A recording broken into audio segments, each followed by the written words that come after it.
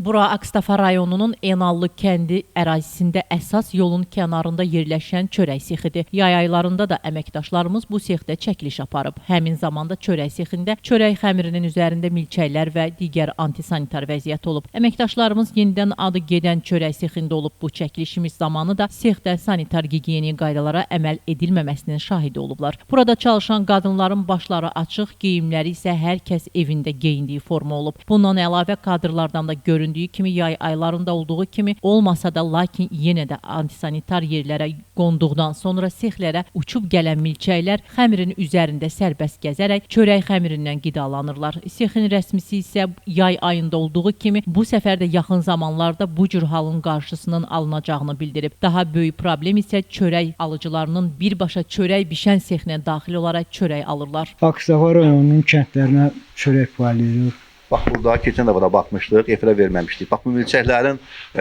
xəmirin üzərində olması bilirsiniz, bu antisanitar vəziyyət yaradır. Bunun qarşısını almaq üçün hansı tədbir görüləcəkmi? Bəli, görüləcəkdir. İnşallah, növbət çəkilişimizdə yəqin ki... Olmaz, yəqin ki, olmaz belə bir şey. Yaxşı olar.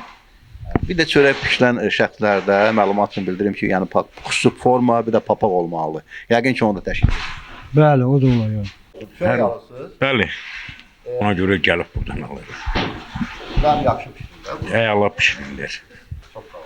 Azərbaycan Qida Təhlükəsizliyi Agentində isə əməkdaşlarımıza bildirilib ki, sujet efirə getdikdən sonra sujetin linki ilə tanış olacaq və sonra adı gedən çörək sexi nəzarətə götürüləcək. Sexlə bağlı görülən tədbirlər ilə bağlı ondan sonra açıqlama veriləcək mövzunu diqqətdə saxlayacağıq. Könül Kazımova, Kamran Əskiparalı, Sənan İsmailov, Həcər Həsənova bugün informasiya proqramı üçün.